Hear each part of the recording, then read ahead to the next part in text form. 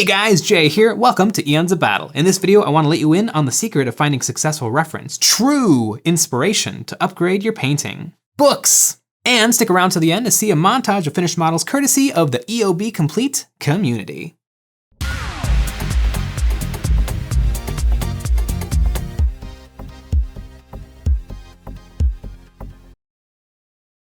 Before I start to paint anything, I'm always trying to look at stuff to help me figure out what the heck I am doing. This is usually looking at the box art, flipping through the codex, looking at the pretty cards the models came with, and of course, Googling it.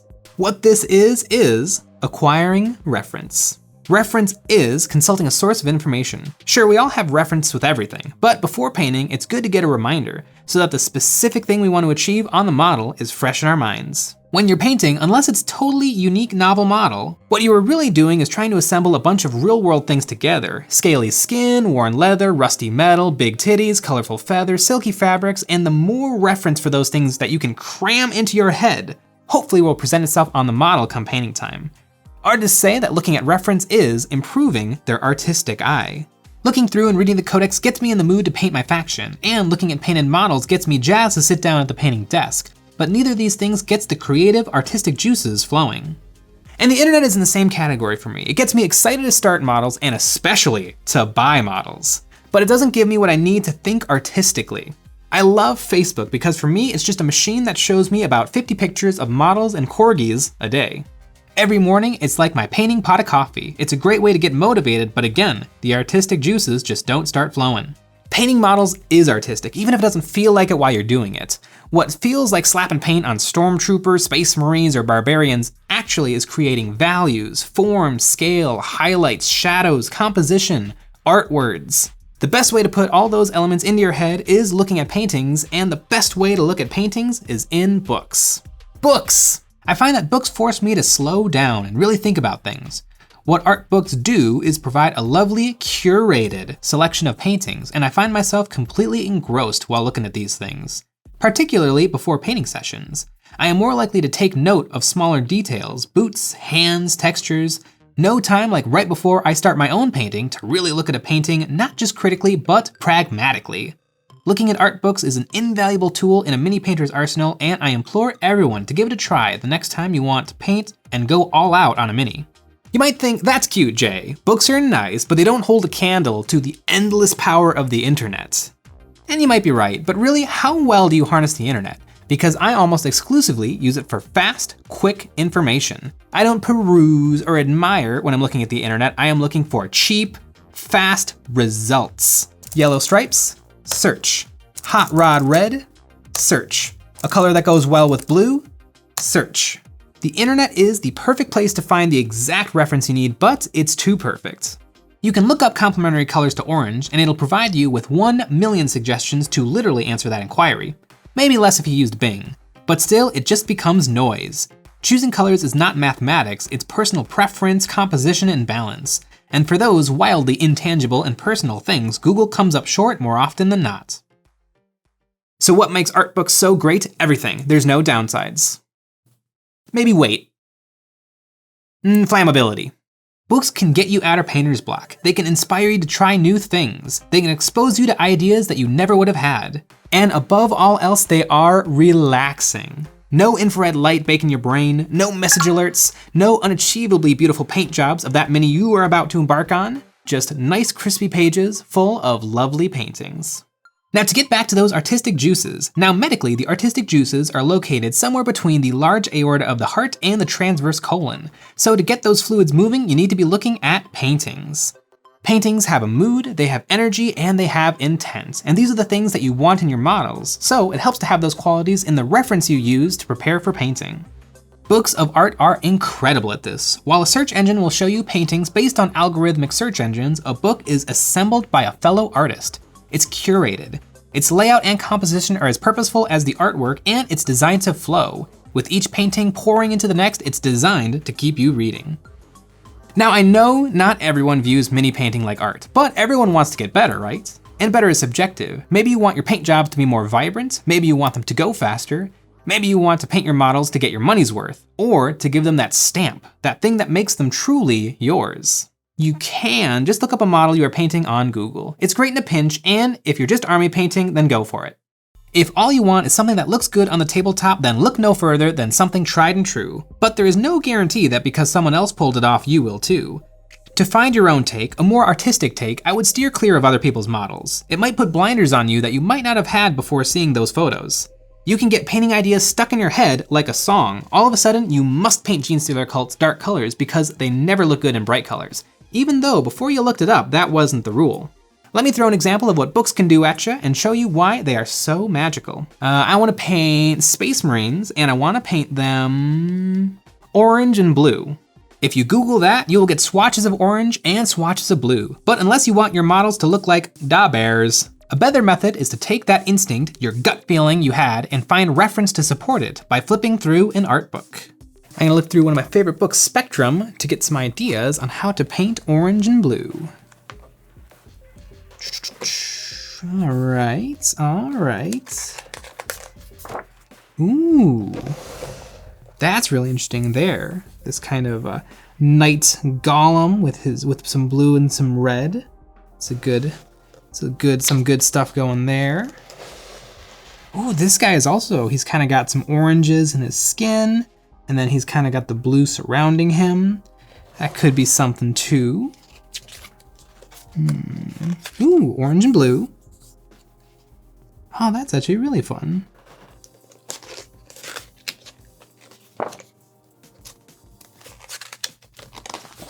Ooh, there, that's it right there. Holy cow, that is perfect.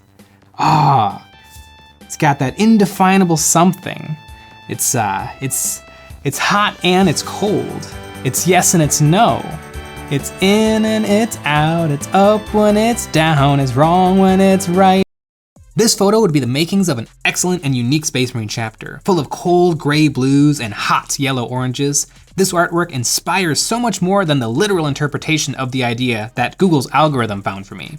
Wow, I am just crapping all over Google today. I love it. No, wait, no, Business Daddy, I didn't mean it. I hope you're seeing my point. Art books are inspiration libraries. Books put me in the mood to actively paint, allowing me to get to that coveted flow state. It's when you're really ready to get down and dirty with painting, and there is nothing else cluttering up your brain but trying things out.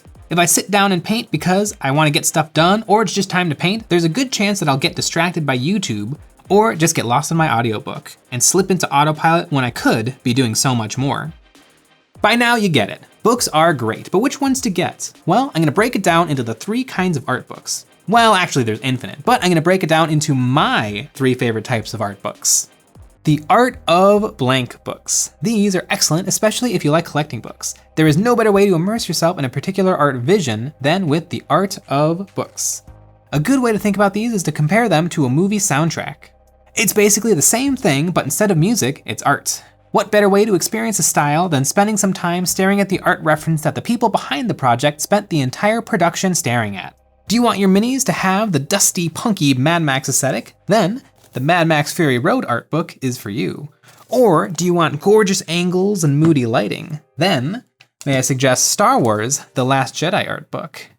Or do you want the balls to the walls insanity that only the art of Sucker Punch can give you? No? Well, here it is anyway. These books are probably my favorites. It gets my collector juices flowing, and it gives me a good way to experience some of my favorite movies in a whole new way. I love flipping through the pages and seeing what things inspired the people who made the movie, and it's really fun when you see the image and then you remember the moment it got turned into when it became a movie. And the really fun thing about these art of books is often what you're seeing is reference made by an artist to be given to another artist who's gonna turn it into the final design, which is then given to another artist who turns it into a prop, a costume, a set piece, or a 3D model for the computer. And so you're seeing kind of the inner workings of the movie.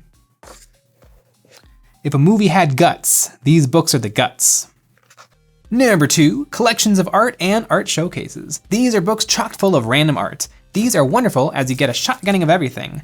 My particular favorite is a series called Spectrum.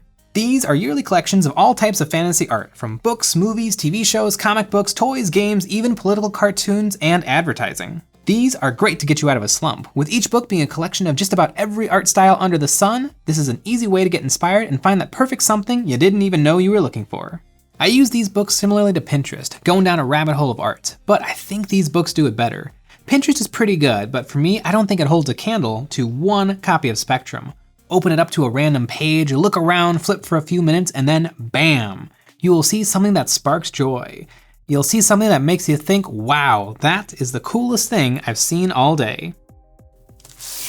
I was lucky enough to be gifted a pair of these Spectrum books by a friend of mine, but you can still find them for pretty cheap online if you get one of the older editions.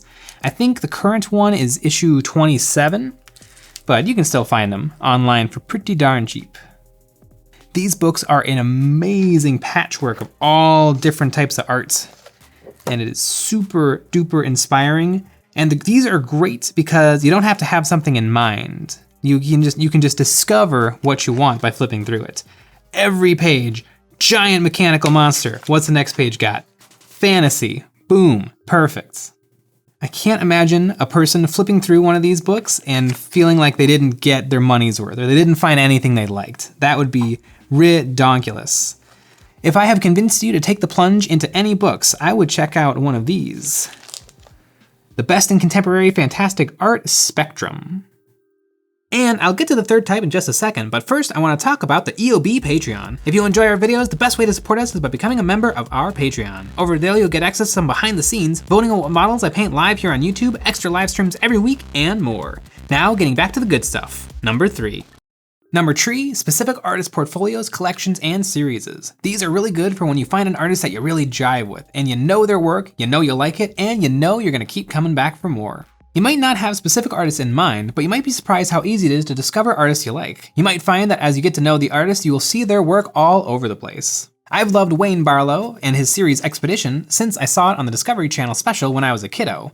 But little did I realize that he had been crushing it, doing the creature designs for Harry Potter 3, Avatar, and Pacific Rim. Another favorite artist of mine is Terrell Whitlatch. I learned about her by growing up reading the Star Wars The Wildlife Field Guide. And sure enough, she did the creature designs for my favorite Star Wars film, Star Wars Episode 1, The Phantom Menace. She is the best of the best at coming up with interesting aliens and animals, and her understanding of anatomy is second to no one. These books are much more personal than the others because they are the specific artists that I love. I've read these books dozens and dozens of times, and any time that I'm feeling completely burnt out or that I just don't want to do it anymore, I flip through these and I'm reminded of the original feelings of inspiration I got when reading these. And since these books are by specific artists, they often have introductions and blurbs all over the place about the artist talking about their style and their experiences making the art. And it's really fun to be able to put a name and a personality to the art you're looking at, and kind of seeing how it's shaped the art. Having that relationship between recognizing the artist and then admiring their work, just kind of, it makes the art seem a little bit more like you understand it, like you're getting a little bit more out of it. It's like you're returning home. Seeing art like this by artists that I respect really makes me reevaluate my own art and how I think about it. Pug Octopus. I think these books are fantastic. I love to look at 2D art for reference. My mind interprets them and then extrapolates them into my 3D canvases. I could never pull off what these artists did, but it doesn't matter because I'm not copying, I'm being inspired. I'm finding a lot of appreciation in these paintings that I would otherwise miss out on if I stuck to my miniature painting world. Even if you never try some 2D art, it can still be worth it to give it a peruse. You might be surprised by what sneaks its way into your painting. Miniature painting can feel like its own little insular world, but it's really just a different version of painting. In fact, all art is just an amorphous blob of human nonsense. So go out there, take a look. It's in a book. Reading Rainbow. There are a million ways to improve your painting. One way could be to watch my videos. But I challenge you to try looking through these art books and see if it gets you going, maybe right before you sit down to paint. Spend 5 minutes flipping through the pages and see if it gets you a bit more jazzed to try something new. Well, that's all for this video. I hope that I've inspired you to crack open a book. Why don't you give me some book recommendations in the comments, or better yet, come to a live stream here on YouTube every night from 9 to 10 p.m. Central and tell me to my face. But now it's time for EOB Complete. We put out a challenge to our community to send us before and after photos of their recently finished models to be immortalized in our videos. If you want to join in the fun, you can submit a before and after photo of your painted mini to our Discord server, which you can find in the description below, or you can post it to Instagram with the hashtag EOBComplete. Without further ado, let's look at and get inspired by what the folks have finished this week. A Primaris Captain by Coven, a Bannerman by Ed Scar, a Thunderwolf Cavalryman by Joe Dracos, a Blood Bowl Player by Just Make Stuff, a pair of Armiger Warglaves by Zerul, some Primaris Incursors by Shy Caterpie, a Death Trooper by Happy Heretic, a Necron Scorpec Destroyer by Vega Wusky, some Assault Intercessors by Turtle, a Little Lead Soldier by Orange, a Blood Knight by Therapstis, a Tyranid Hive Guard by Decimation, a Toa Kopaka by Bio, some Iron Warrior Chaos Space Marines by YellowPanzer, a Dwarf Adventurer by Big Monkey, and a squad of Tactical Marines by Clown World. Congratulations to everyone for a job well done. It's no small feat to get paint on minis, and you all should feel really proud. Nothing gets the hobby juices flowing like finishing a project, and we all thank you for sharing your work, motivating us and the hobby community to paint our plastic. Thanks for sharing.